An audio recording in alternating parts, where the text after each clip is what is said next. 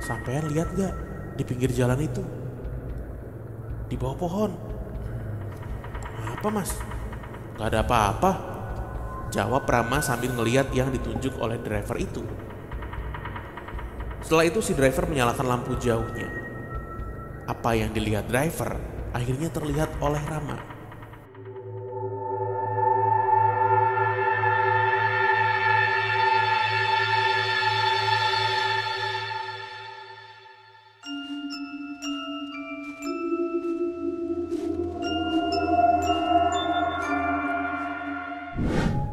Assalamualaikum warahmatullahi wabarakatuh. Shalom, Om Swastiastu. nama budaya. Salam kebajikan. Selamat datang kembali di podcast Malam Kliwon episode 559. Ya, pada minum Welcome back. vitamin atau jamu atau apa ya? Nih ada Pancanawa nih. Enggak, ini kita mulai memasuki musim panca indera. Nah, Pancaroba.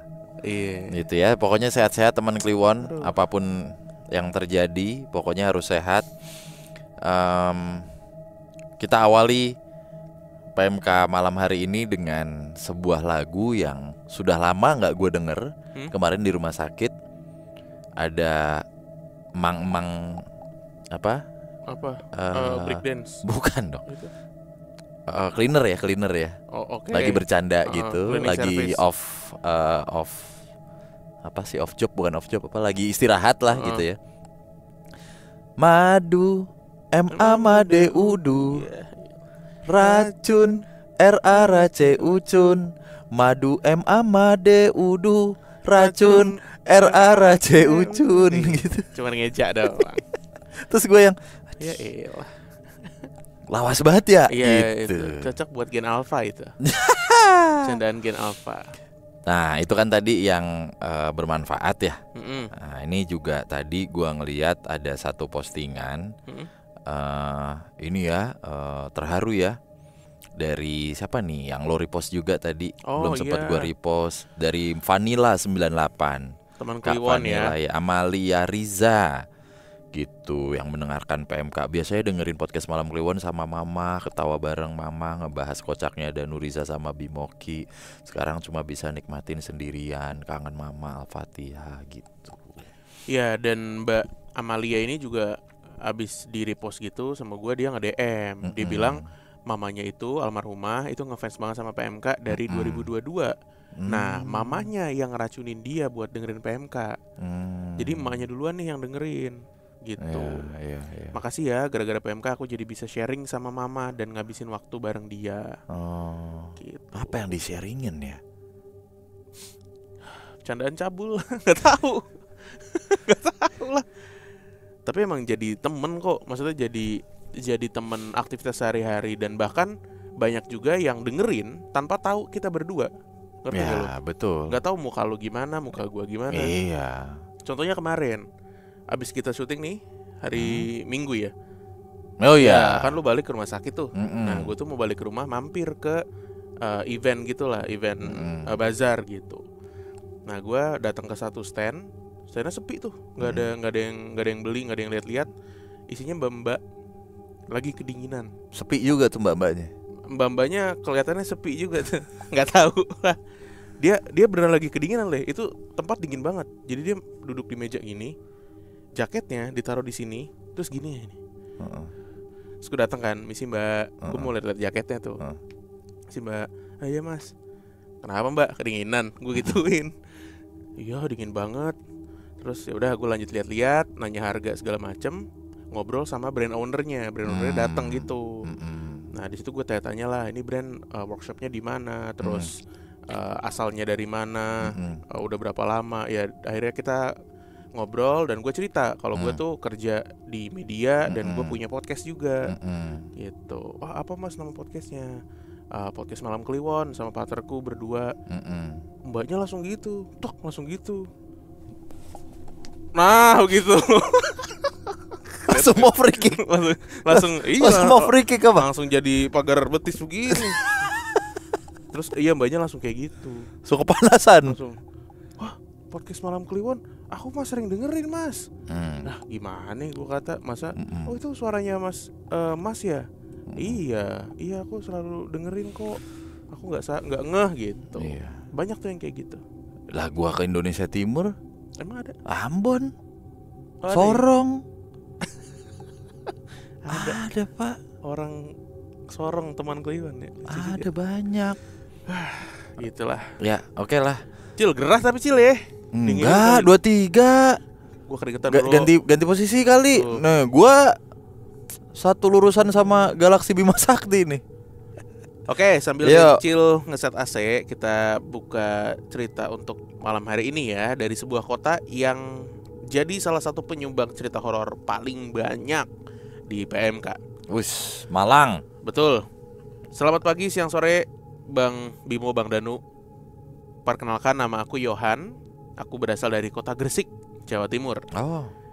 Aku suka horor memang, dan Spotify PMK selalu kuputar sebelum tidur sebagai pengantar nih.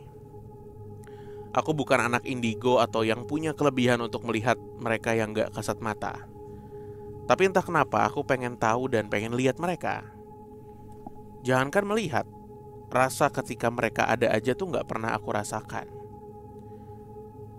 Nah, seperti ceritaku kali ini yang dirasakan temanku, yang padahal diriku ada di situ juga.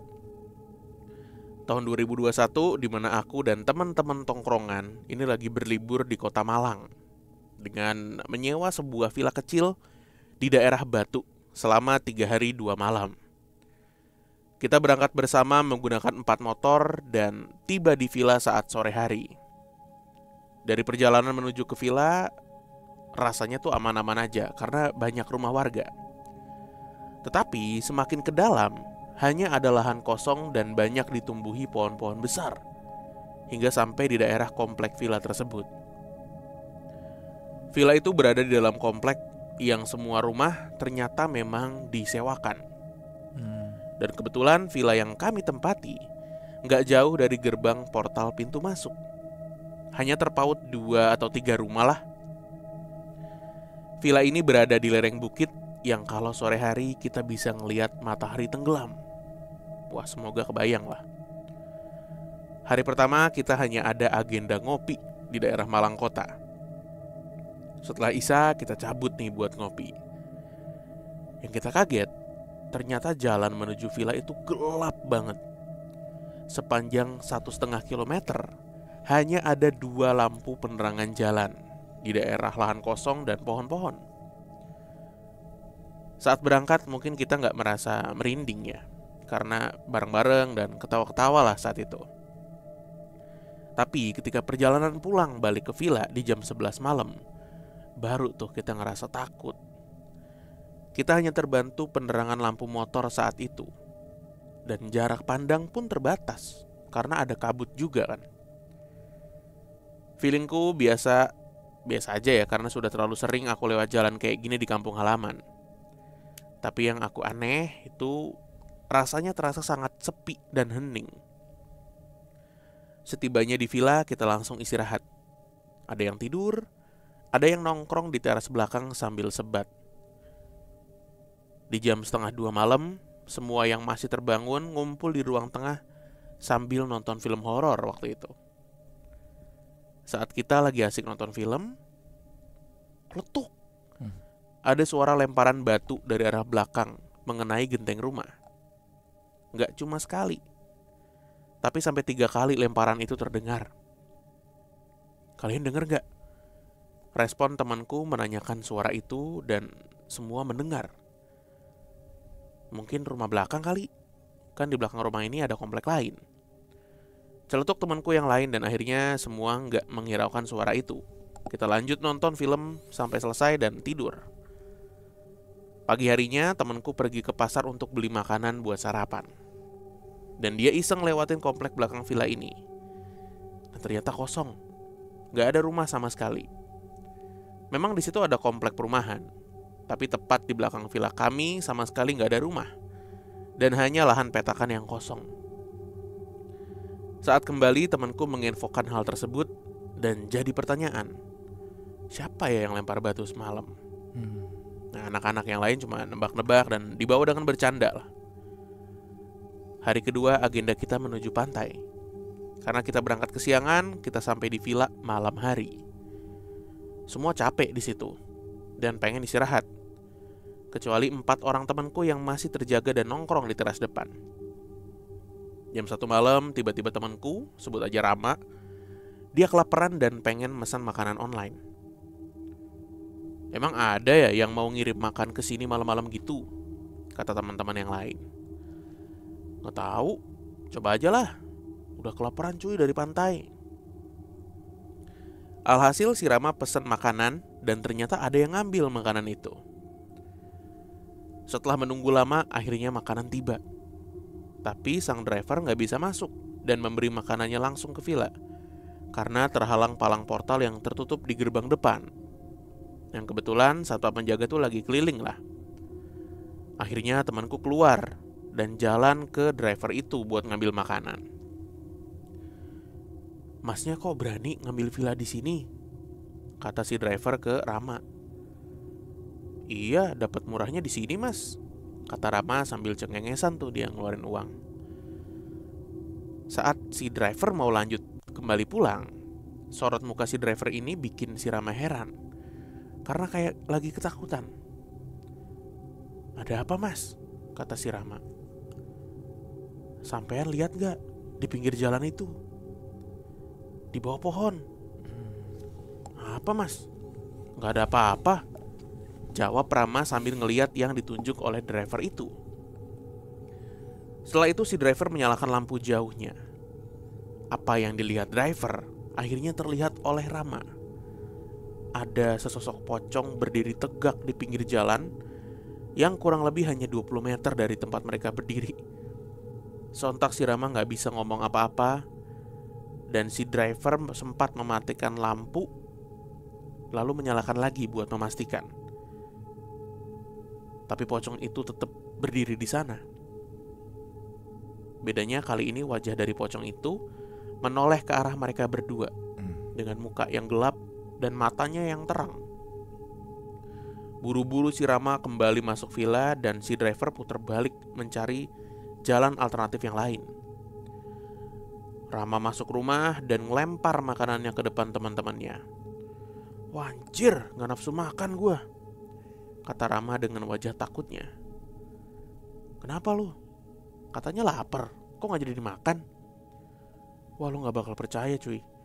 Gua sama si driver tadi ngelihat pocong berdiri di pinggir jalan yang gelap itu. Spontan teman-teman yang lain minta untuk tutup semua jendela, pintu dan gorden yang masih kebuka. Dan mereka tidur di ruang tengah sambil lampu nyala.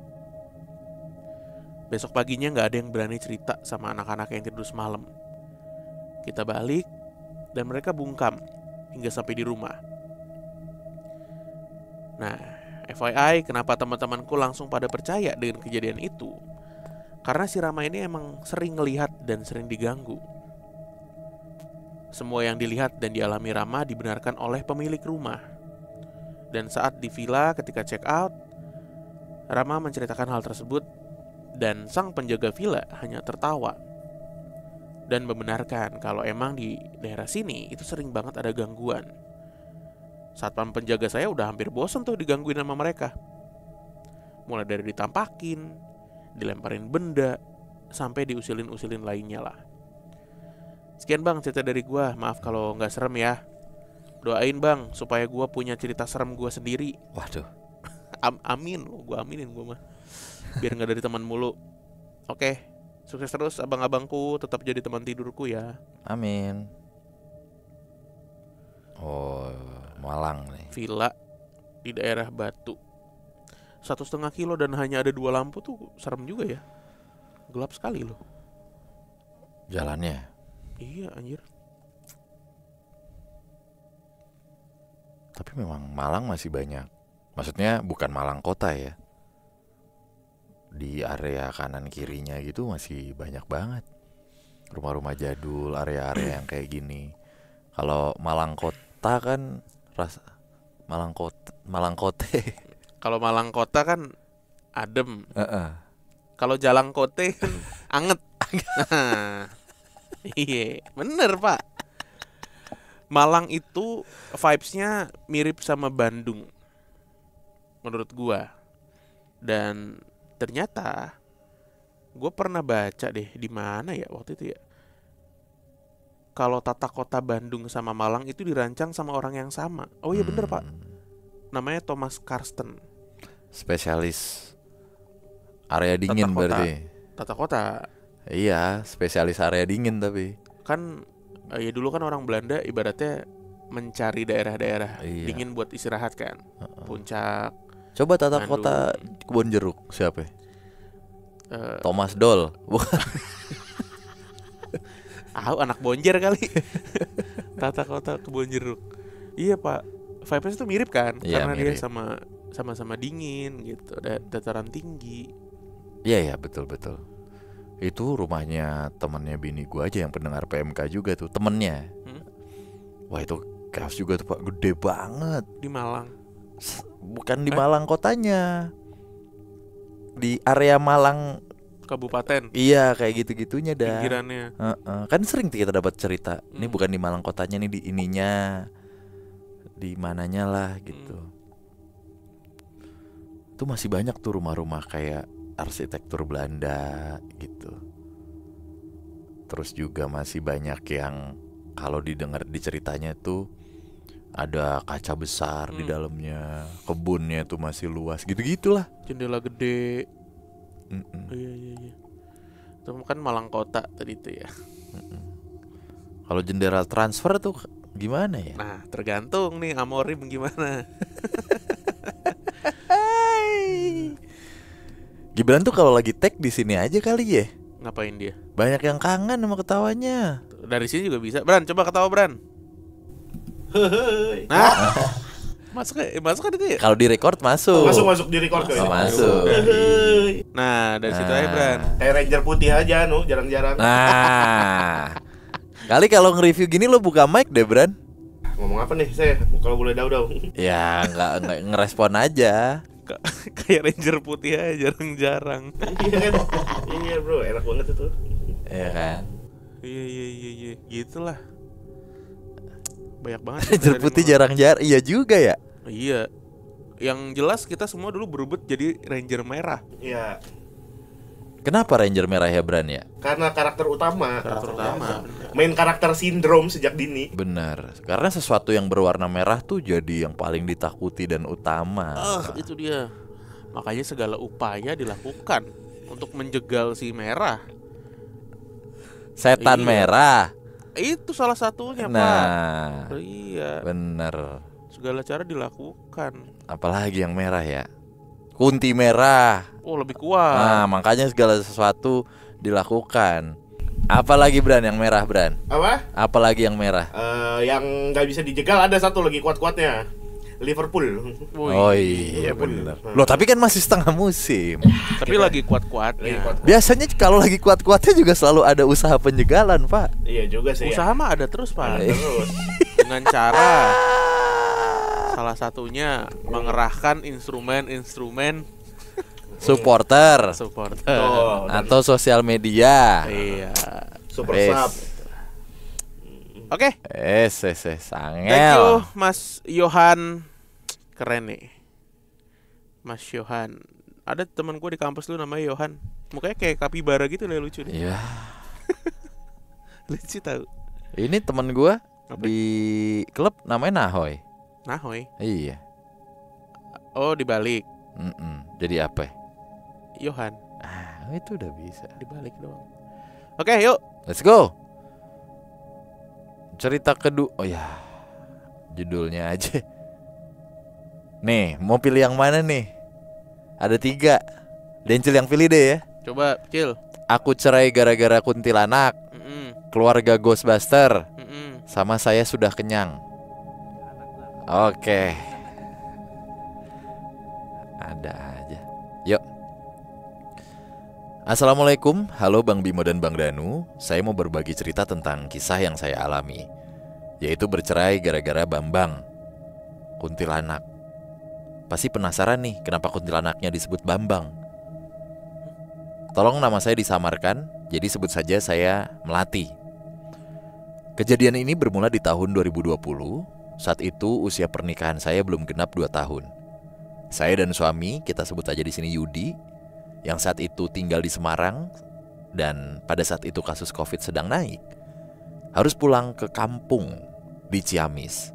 Karena Yudi dirumahkan untuk waktu yang gak tahu sampai kapan.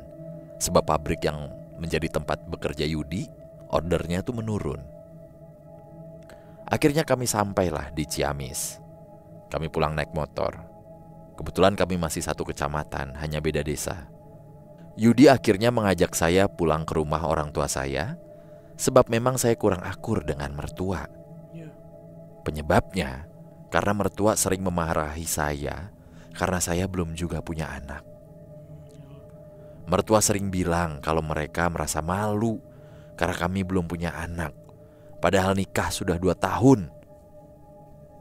Bapak mertua saya malah sering kirim chat ke Yudi seperti ini. Ya ampun. Gimana si Mandul, udah hamil? Saat sedang di rumah orang tua saya pun baru tahu jika ternyata Yudi diminta menceraikan saya sejak usia pernikahan kami baru 5 bulan. Alasannya karena malu sama tetangga. Malu karena saya nggak langsung hamil seperti para mantu perempuan dan anak perempuan tetangga yang begitu nikah langsung hamil. Saat itu, saya dan orang tua bertanya kepada Yudi. Dia maunya gimana? Dia bilang ingin tetap dengan saya lah. Itu sebabnya dulu saat orang tuanya meminta bercerai, dia nekat ngajak saya ke Semarang. Meskipun saat itu gak punya kerjaan dan gak tahu mau ngapain ke Semarang. Asalkan rumah tangga kami gak direcokin orang tuanya terus. Alhamdulillah, 2 hari di Semarang, Yudi dapat kerjaan di sebuah pabrik sebagai operator produksi berkat bantuan seorang teman yang sudah lebih dulu ada di Semarang. Saat itu hubungan kami biasa aja. Kami tetap mengunjungi orang tua Yudi. Meskipun saya sendiri bisa melihat sikap mertua ke saya tuh begitu dingin. Hingga kemudian Yudi izin untuk menginap di rumah orang tuanya tanpa saya. Saya gak curiga sedikit pun. Toh itu orang tuanya sendiri. Akan tetapi besoknya saat Yudi kembali ke rumah orang tua saya, dia terlihat linglung. Pandangan mata terlihat kosong dan bicaranya gak nyambung. Sampai akhirnya saya minta tolong bapak saya agar ngobatin Yudi. Kebetulan bapak saya paham hal kayak gini. Akhirnya bapak ngobatin Yudi dan ternyata, kata bapak, Yudi diberi air jampi-jampi oleh orang tuanya agar ninggalin saya. Yudi akhirnya menangis sesunggukan. Katanya bingung dan malu punya orang tua seperti orang tuanya dia. Tapi dia gak mau dipisahin dari saya. Bapak saya pun menasehati Yudi. Bapak bilang jika Yudi memilih saya dan tidak menuruti permintaan orang tuanya, dia akan disebut durhaka. Karena permintaan orang tuanya bukan sesuatu yang baik. Toh kami sendiri akur-akur aja. Gak ada yang selingkuh dan gak ada yang KDRT. Intinya kami gak punya alasan apapun untuk bercerai. Hanya belum punya anak saja. Itu emang belum rezeki kami. Toh kalau kami benar-benar gak punya anak pun gak akan jadi masalah. Asal kami berdua bahagia aja. Itu udah cukup. Begitu kata bapak. Beberapa hari setelah kejadian tersebut, Yudi mendapat panggilan dari pabrik untuk kembali bekerja. Dia pun akhirnya pamit untuk berangkat duluan ke Semarang, dan saya diminta menyusul nanti setelah ada kepastian kerjaannya gak akan diliburkan lagi. Seminggu kemudian Yudi meminta saya menyusul ke Semarang. Karena kerjaannya gak akan diliburkan lagi. Dia bilang mendingan dia jemput saya aja. Tapi perasaan saya gak enak saat itu. Saya bilang mending saya naik bis aja, gak usah dijemput. Sesampainya di Semarang, hubungan kami semakin harmonis layaknya suami istri pada umumnya. Yudi sendiri terlihat lebih sayang kepada saya. Dia tidak terlihat linglung seperti saat di kampung. Akan tetapi, suatu hal aneh terjadi pada malam itu. Saya lihat di pojokan kamar kos yang kami tempati, ada sosok berbaju putih dengan rambut menutupi wajah. Saya dekati sosok itu. Ternyata kuntilanak. Saya tendang. Dan si Kunti mengaduh. Gimana sih? bisa ada disepak. Cosplay kali, cosplay. Ini kuntilanak Semarang nih. Iya kali. Ya kali orang di Semarang. Iya bener juga. Aduh. Aduh biung. Aduh. Kuntilanak Semarang. FYI, saya lumayan peka terhadap hal mistis dan bisa melihat makhluk halus. Saya bilang kenapa dia ada di kamar saya. Si kuntilanak bilang disuruh mertua saya. Ini gimana sih kuntilanak lemah begini? Capek kali ya. Dari Ciamis ke Semarang. Kayaknya ini dah apa penjaga rumah hantu dah itu kuntilanak. Kalau enggak, masa ngaku bayarannya enggak pas. Cuman karena si kuntilanak, ya udah deh Pak, saya kerjain Pak. Jadi respect aja. Respect. Udah berangkat dah. Jadi bapak duitnya berapa? Gope nih. Aduh kalau gope nggak bisa Pak. Gope sama transport dah. Ke mana tadi? Ke Semarang. Semarang. Ya udah boleh deh. Gitu. Jadi sekenanya. Disepak adu. Disepak adu, ditanya jujur. Kuntilanak apaan? Goblok. Payah lu. Heran gua. Anjir. Siapa yang nyuruh kamu kesini? Suruh mertua Mbak. Mertuanya Mbak yang nyuruh. Mertua sampean. Setan tolol. Aneh banget. Ada lagi nih kayak gini-gini. Gue udah serem-serem loh. Saya tendang dan dia mengadu. Waduh. Kaget apa gimana sih? Atau ini kan dia begini kan. Terus si siapa nama ceweknya? Ya Melati. Si Melati datang kan. Ada kuntilanak. Terus kuntilanaknya gini kan. Dia ngelihat kayak gitu. Jadi kayak ngelihat udah sepak. Aduh, ngelihat ternyata. Duh blow on nih. Karena udah geram, saya tanya si kuntilanak, kalau saya usir, dia akan pergi kemana? Katanya akan pergi ke rumah mertua saya, akan tinggal di kamar mandi. Gak nunggu waktu lama, saya tendang aja si kuntilanak sampai terpental dan hilang entah kemana. Oh, bisa gitu ya, oke. Besok paginya, ibu mertua nelpon. Dia bilang beliau sedang sakit, tapi gak tahu sakit apa. Seluruh tubuhnya lemas dan sakit. Ketika digerakkan sampai gak bisa ngapa-ngapain, cuma bisa rebahan. Setelah kejadian tersebut, oh apa ibunya kali? Ternyata mertuanya cosplay. Tendang lo sampai Ciamis. Dia mental. Lah, tolol banget ya. Bisa gerak. Dunia. Gue plot twist di tengah tuh agak. Jadi gimana ya? Ya gak apa-apa sih. Setelah kejadian tersebut, saya meruqyah kamar kosan yang kami tempati. Saya buat air ruqyah seember, lalu dipakai ngepel kamar. Air galon yang akan kami minum pun saya ruqyah. Alhamdulillah, dengan begitu Yudi semakin hari semakin ceria dan kami pun semakin harmonis.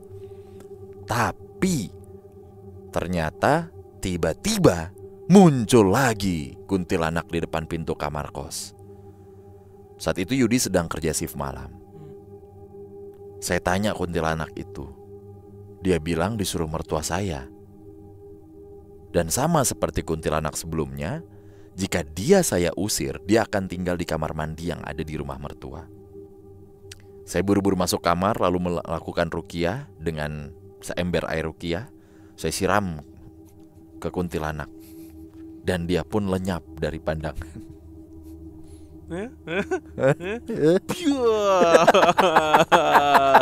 Enggak, gua tendang lu. Enggak. Terakhir gua sepak. Terbang dia. Ente saya guyur aja ya. Biar anjir kayak orang bawa ranking diguyur. Aduh. Lalu ketika saya tidur, saya bermimpi membuntuti mertua saya. Mimpi. Mereka pergi ke rumah seorang dukun. Saya intip melalui kaca rumah dukun. Di dalam rumah terlihat sosok kakek kurus kering yang saya sendiri sudah gak asing. Saya seperti sering melihat kakek tersebut, cuma saya gak ingat. Saat saya sedang mengintip, tiba-tiba mertua saya melihat saya. Dan dia menyuruh 5 ekor anjing hitam agar mengejar saya. Saya dikejar anjing-anjing itu, dikepung. Lalu saya seperti pendekar yang bertengkar dengan kelima anjing itu, dan semua anjing tersebut mati. Dan saya lihat kedua mertua saya lari. Saya akhirnya terbangun. Saat bangun, seluruh badan saya terasa seperti remuk, seperti habis berantem beneran. Gak lama, saya mendengar suara motor Yudi. Dia sudah pulang kerja, saya pun langsung memeluk dia. Dia keheranan dan bertanya apa yang terjadi.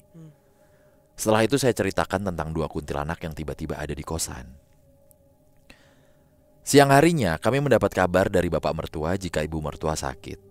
Katanya seluruh badannya sakit ketika digerakkan. Rasanya seperti habis tawuran dengan orang satu RT.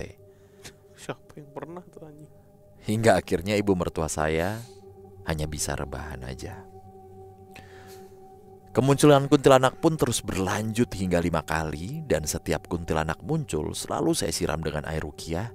Dan esok paginya ada kabar ibu mertua badannya sakit gak bisa gerak. Hingga cuman bisa rebahan aja. Namun herannya, kuntilanak kelima ini susah diusir. Meskipun dia hanya bisa sampai di depan pintu kamar kos. Hubungan saya dengan Yudi pun alhamdulillah baik.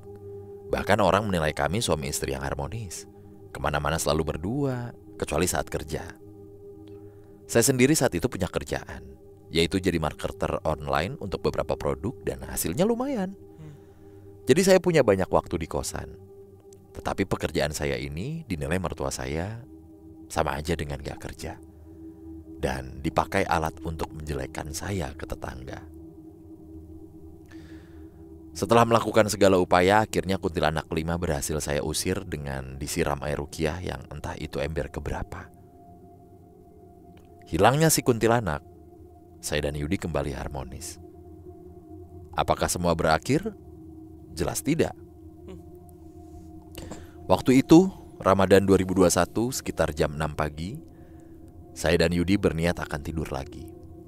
Karena semalaman kami belum tidur karena kami punya kebiasaan di saat Yudi libur, kami suka begadang berdua. Entah jalan-jalan malam ke minimarket yang buka 24 jam, atau sekedar nonton YouTube di kosan. Ketika Yudi udah tidur, saya yang saat itu baru mau merebahkan badan, tiba-tiba aja ada tangan berwarna hitam dan gosong seperti terbakar. Tangan itu melayang dan mencekik leher saya, hingga saya kesulitan napas. Saya berusaha membangunkan Yudi, tapi tangan saya serasa gak nyampe ke tubuh Yudi. Saya coba menarik tangan gosong itu yang lagi cekek leher saya. Tapi tangan itu kuat banget. Mulut saya akhirnya komat kamit membaca ayat-ayat ruqyah yang saya ingat. Hingga kemudian cengkraman tangan itu perlahan ngendor. Lalu saya tarik dan saya lempar, akhirnya lenyap.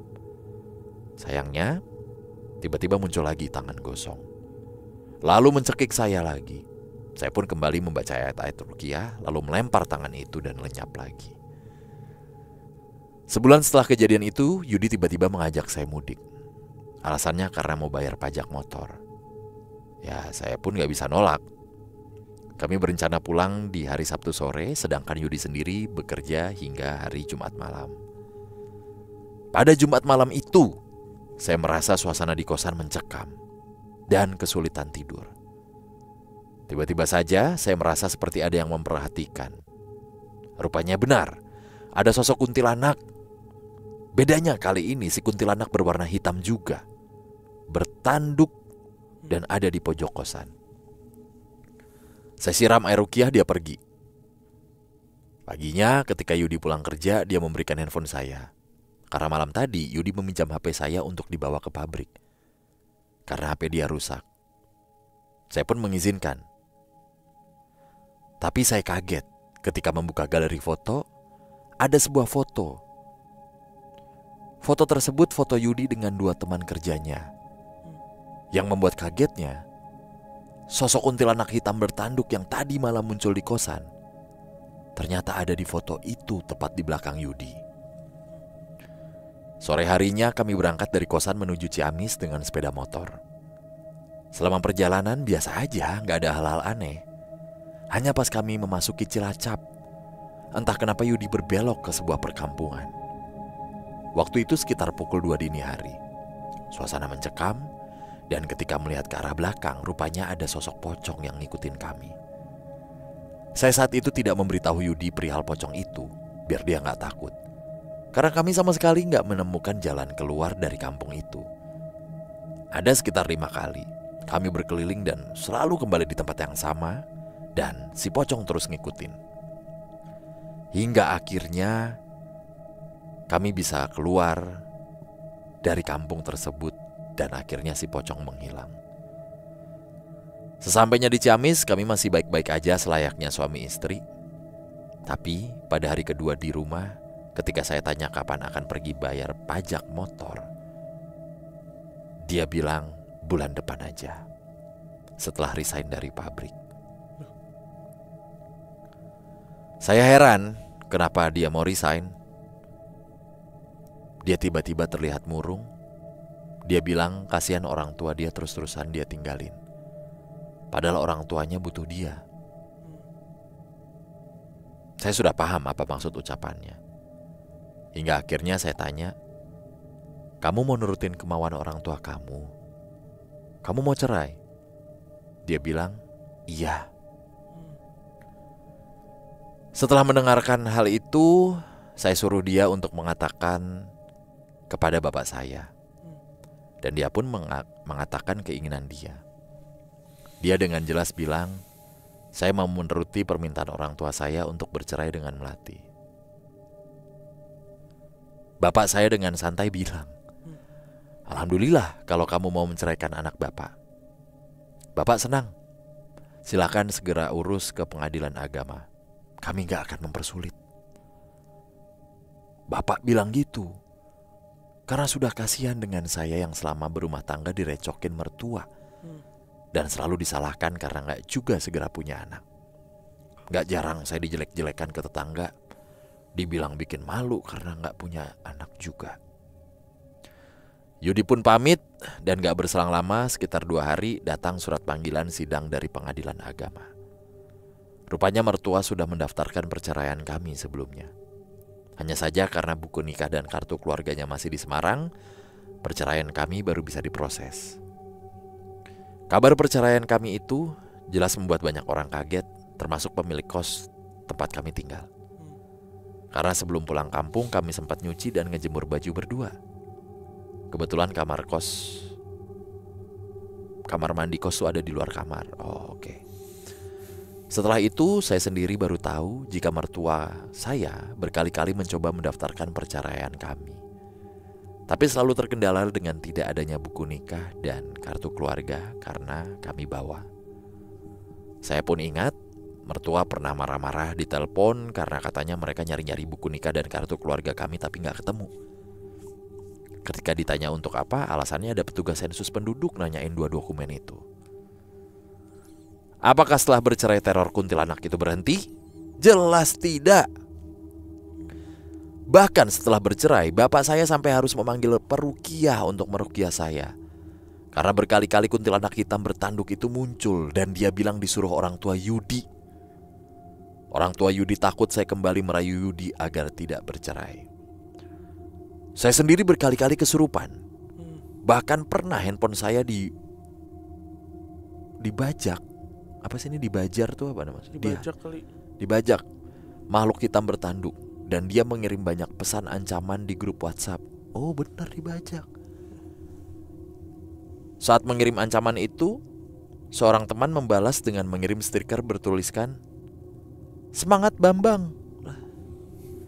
Karena hal itulah ketika kami membicarakan makhluk hitam bertanduk tersebut, kami menyebutnya si Bambang. 2 bulan kemudian Yudi diberhentikan dari pabrik tempat kerjanya, entah karena order yang menurun atau apa, saya sendiri kurang tahu. Setelah bercerai kami masih saling berkomunikasi sewajarnya, sekedar bertanya kabar. Namun kemudian saya putuskan memblokir nomornya karena si Bambang kadang masih suka muncul. Dia gak mau saya berkomunikasi dengan Yudi. Sekarang sudah 3 tahun saya bercerai dengan Yudi. Meskipun jarak rumah kami dekat, kami gak pernah ketemu selama 3 tahun ini. Dan bulan lalu Yudi juga sudah menikah lagi.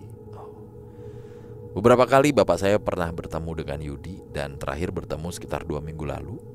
Kata bapak, sekarang Yudi kurus banget. Waktu masih dengan saya berat badan dia di angka 70 kilo. Pandangan mata terlihat kosong, dan kalau ditanya responnya lama. Dan ketika menjawab juga suka gak nyambung. Itu namanya blow on kalau nggak salah. Bukan. Beberapa kali juga saya pernah bermimpi melihat Yudi berjalan dan di belakangnya ada si Bambang. Dan herannya kuntilanak hitam bertanduk itu kini tidak hanya si Bambang, tapi ada yang lain juga. Mungkin rekrutan baru orang tua Yudi. Sekian cerita saya, terima kasih sudah dibacakan. Maaf kalau kepanjangan. Terima kasih Kak Melati. Gue tuh kadang kalau mendengar cerita kayak gini ya, itu berasa lagi di dalam skenario film gitu, atau rekaan gitu. Tapi setelah dipikir lagi, kalau kejadian-kejadian kayak gini tuh ada loh di sekitar kita gitu, dan orang yang ngirim cerita kita tuh adalah orang yang tiap harinya dengerin kita juga. Ya kayak di Malang tadi, kalau dipikir 1,5 kilo cuman ada 2 lampu, buset gitu. Ya kan? Yang cerita pertama tadi. Kalau itu mah di daerah-daerah terpencil masih banyak gitu. Maksud gue ini loh, lebih ke orang tua atau mertua yang sebegitu jahatnya gitu sama menantu. Iya kan? Itu banyak pak. Itu nggak usah di PMK, di sekitaran saya juga banyak. Gua alhamdulillah ya sampai sekarang nggak pernah ngelihat yang sebegininya gitu. Kayak 5 bulan nikah udah dipertanyakan gitu. Terus sampai nyuruh cerai berkali-kali, sampai akhirnya ngirim kayak gitu tuh kayak anjir, nggak masuk akal gitu di kehidupan gue. Gue takut mantan gue atau keluarganya juga nonton PMK, jadi nggak gue sebutin deh yang mana. Cuman cerita seperti ini ada pak, saat gue masih berpacaran dengan dirinya. Disuruh putus ya? Wah itu lebih, ya ketahuan nanti cerita detailnya. Gue nggak enak gue karena mencakup keluarga. Pakai ilmu hitam gitu. Oh iya jelas. Aneh banget. Oh jelas banget pak. Sampai kirim-kirim ke rumah cuy. Dan rumahnya gak enak banget asli hawanya. Gua aja waktu itu masih polos-polos aja gitu bisa ngerasain. Wah anjir gak enak banget. Dan real banget. Cuman kalau kejadiannya gua ceritain detail akan tahu gak enak banget. Gitu. Iya kayak orang kok jahat banget ya. Maksud gue, kalau emang dari awal ibaratnya kan nikah itu kan gak cuma hubungan 2 orang ya. Ada hubungan 2 keluarga gitu, yang akan saling ketemu, saling connect satu sama lain. Ini dari awal gue rasa udah gak akur nih sama si mertuanya, tapi kok ya dilanjutin gitu. Ngapain gitu. Tapi memang cerita tentang sosial seperti ini ternyata juga masih banyak kali terjadi di sekitar kita. Ini nggak ngomongin mistis ya. Iya, kayak gitulah. Makanya kayak tahun kapan gitu loh. Iya sih. 2024 bro. Kayak ngelihat perempuan tuh cuma dari kemampuan dia untuk hamil dan ngelahirin gitu. Kayak kerja di rumah deh, kerja remote gitu dibilang gak kerja. Kayak lo hidup di tahun kapan sih? Tapi kan 2 hal itu memang yang menjadi momok ya. Gue bilang momok lah gitu. Kalau gak kenal bibit bebet bobot dan lain-lainnya lah gitu.